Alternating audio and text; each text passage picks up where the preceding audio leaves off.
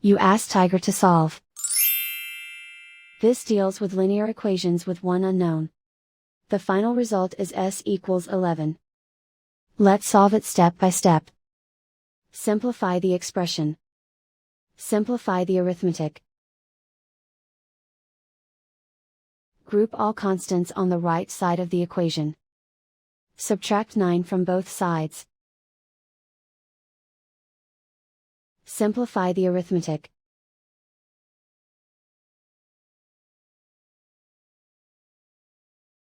Isolate the s. Divide both sides by 3.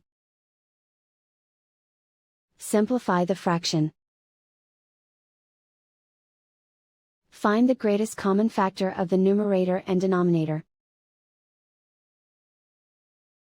Factor out and cancel the greatest common factor. And so the final result is s equals 11.